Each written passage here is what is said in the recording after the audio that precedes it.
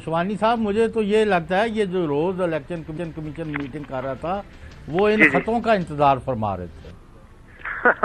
बिल्कुल चौधरी साहब, आपका तजिया जो है ना वो बिल्कुल एक बड़ा मुनफरिद किस्म का होता है। लेकिन हम बज़ाहिर ये तो एक आरा हो सकती है, लेकिन ये बात हकीकत है कि इलेक्शन कमीशन ने माजी में जो फैसले किए हैं वो अब उनके लिए खुद दर्दसर बने हुए हैं। सुप्रीम कोर्ट का जो एक फैसला था मिनोवन, उनको उन्होंने तस्लीम किया, उस फैसले को तस्लीम किया और फिर रहनुमाई के लिए सुप्रीम कोर्ट में अपील भी दायर कर दी। अब जब ये चीजें सामने आ गई हैं, एक और फैसला सुप्रीम कोर्ट का आ गया है और साथ कानून और आइन में तब्दीली भी सामने आ गई है, तो अब वो तरमीम और कानून और ये सारी चीजें हमने रखते हैं। शिवानी साहब, बहुत शुक्रिया वक्त देने के लिए। हसन अयूब, आपने पहले ही बता दिया था कि इस तरह की एक पिटीशन आ रही है और इलेक्शन कमीशन के सामने PMLN की तरफ से वो आ गई। अब ये दो हदूद भी सामने आ गए। इसके ऊपर ये सवाल ये उठाया जा रहा है, अगर नेशनल असम्बली का पास शुदा जो कानून है वो मुकद्दम था तो उसके ऊपर बहुत पहले अमल दरामद हो जाना चाहिए था। आईनी तरमीम आती है, आईनी तरमीम के हवाले से आपने देखा ही हो तमाशा लगा यहाँ पे शहर इक़्तिदार के अंदर।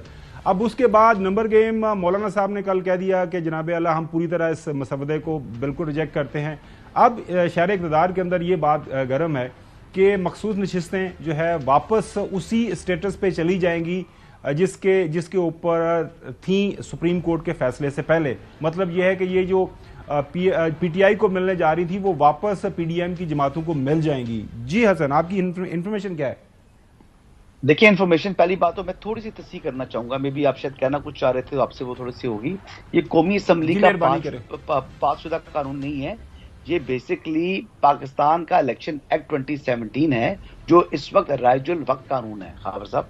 तो बेसिकली इलेक्शन एक्ट 2017 के तहत ये मोहतरम जो है हसन अयूब साहब, मेहरबानी करके, तो आप माशाल्लाह बड़े अक्लमंद हैं, हम आपकी अकल के बिल्कुल मद्दा हैं।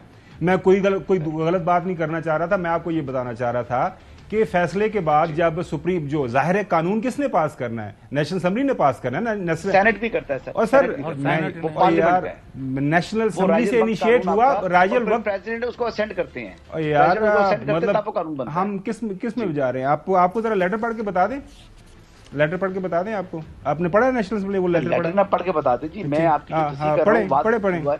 लेटर कुछ भी कहे, लेकिन कानून जो है वो खाली कौमी असेंबली पास करे और सेनेट ना पास करे तो कानून बनेगा? यार किस तरह की बहस में हसन अयूब चले गए? अब ये सबको इस बात का इल्म है कि इनिशिएट नेशनल असेंबली ने किया था, मखसूस नशिस्तें, और सुन तो लो ना यार, इसमें there is nothing wrong in that. मखसूस नशिस्तें, मेरी जान, मैं आपको बताने की कोशिश कर रहा था नाजरीन को, स्पीकर नेशनल असेंबली ये कह रहे हैं कि ये जो मखसूस नशिस्तें हैं ये नेशनल असेंबली का हक है, नेशनल असेंबली इनकम्प्लीट है, तो मेहरबानी करके ये जो कानून हमने पास किया है, स्पीकर नेशनल असेंबली की तरफ से ये इस्तदा की गई है, तो ये सबको इस बात का इल्म है कानून जो पास होता है वो सेनेट और उसको सेनेट से पास होता है, उसके सदर मुमलकत भी उसके ऊपर करते हैं। प्लीज डू नॉट, मतलब इस तरह की जो है ना ये ऑक्सिलरी चीज के अंदर जो है मेरे ख्याल में हमें वक्त ज़ाया करने की जरूरत नहीं है।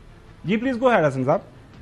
हाँ जी, अच्छा, अब ये मामला ये है कि बुनियादी तौर के ऊपर इलेक्शन एक्ट में जब तरमीम हुई तो वो रेट्रोस्पेक्टिव कर दी।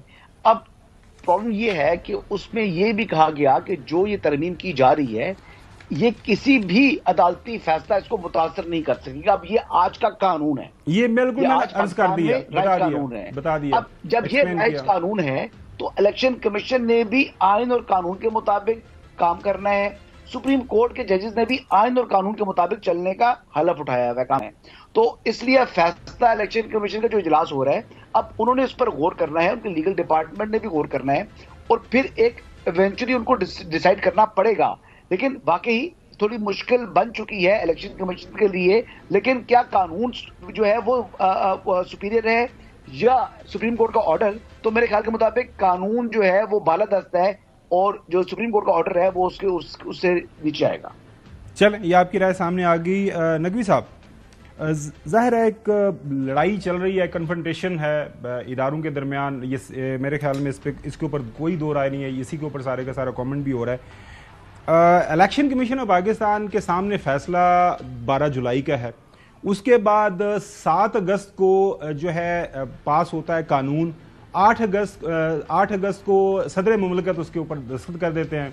हसन यूब साहब की तसल्ली के लिए 9 अगस्त को ये गजट ऑफ पाकिस्तान के अंदर ये जो एक्ट है ये उसके अंदर नोटिफाई हो जाता है। राइजुल वक्त जो पाकिस्तान का ये कानून बन जाता है, ठीक है, और पार्लियामान इसको पास करती है और सदर पाकिस्तान जो है सदर पाकिस्तान उसके ऊपर साइन कर देते हैं। उसके बाद गजट का ये हिस्सा बन जाता है। अब सवाल यहां पे ये पूछा जा रहा है और ये उठाया जा रहा है कि आप इलेक्शन कमीशन इतनी देर से किस चीज के ऊपर बैठा हुआ था? एक चीज के ऊपर आपने कोई भी कानून मानना है, आपने सुप्रीम कोर्ट का फैसला मानना है तो उसके ऊपर अमल करें। आपने नेशनल असम्बली या पार्लियामान या गजट ऑफ पाकिस्तान का जो राइजुल वक्त है पाकिस्तान का कानून उसके ऊपर अमल दरामद करना है तो कर दें। दरमियान में क्यों लटके हुए हैं? देखिए 9 अगस्त को बात खत्म नहीं हुई ना, जब गजट ऑफ पाकिस्तान में ये आ गया या जब सुप्रीम कोर्ट का फैसला आ गया उसके बाद भी बात खत्म नहीं हुई ना। तो कानून क्या कर रहा है? कानून तो आपको गोल गोल घुमा रहा है और जिस पार्टी का हाथ लगता है वो गोल कर देती है और गोल गोल आप घूमे जा रहे हैं। बात करते हैं जरा मंतक की बुनियाद पर। दुनिया में जहां भी इदारे बनते हैं, इदारों के जो भी ओहदेदारान होते हैं वो अपनी जॉब डिस्क्रिप्शन के हिसाब से काम करते हैं कि ये आपकी जॉब डिस्क्रिप्शन है और आपने इसको फॉलो करना है। अब एक बड़ा एतराज है कि जी स्पीकर कौमी असम्बली या स्पीकर पंजाब असम्बली ने खत क्यों लिख दिया? तो स्पीकर कौमी असम्बली, स्पीकर पंजाब असम्बली यही डिमांड करेगा ना कि ईवान को पूरा करो। उन्होंने ये लिख के तो नहीं दिया कि ये नशिस्तें हमारी जमात को दे दो। उन्होंने कहा कि जी जो कानून पास हुआ है उसके तहत इन नशिस्तों का जल्द से जल्द फैसला कर दिया जाए। तो उसमें तो एतराज बिल्कुल नहीं बनता कि ये सारी चीजें जो है वो हर ओहदेदार की अपनी जॉब डिस्क्रिप्शन को फॉलो करने की वजह से है। स्पीकर भी अपनी जॉब डिस्क्रिप्शन को फॉलो कर रहा है। हम इस शो में बैठे, हमारे जो ऑफिस इसके मैनेजमेंट है वो भी अपनी जॉब डिस्क्रिप्शन को फॉलो कर रही है। इस तरह दुनिया में हर जगह जॉब डिस्क्रिप्शन फॉलो हो रही है। तो इस बात को तो एक तरफ रख देते हैं। अब बात यह कि देखें हो क्या रहा है। आपने बड़ी अच्छी बात की कि ये कॉन्फ्रंटेशन तो चली रही है ना, ये तो अब खत्म नहीं होगी। अब ये कॉन्फ्रंटेशन किसी बड़े सानिया पे आके खत्म होगी। अब वो बड़ा सानिया क्या होगा, कौम उसका इंतजार करे। अल्लाह खैर करे, अल्लाह ताला पाकिस्तान को किसी बड़े साने से बचाए। नहीं, पाकिस्तान के हवाले से नहीं होगा, वो इन हुकूमतों के हवाले से और अपोजिशन के हवाले से होगा। ज़ाहिर हुकूमत या ज़ाहिर है हुकूमतें जब आगे पीछे होती हैं तो नकवी साहब ज़ाहिर उसका नुकसान तो मुमलिकत रियासत पाकिस्तान की होता है। चलने फिर हुकूमत को हम एतराज ही नहीं करें। 5 साल पूरे करें।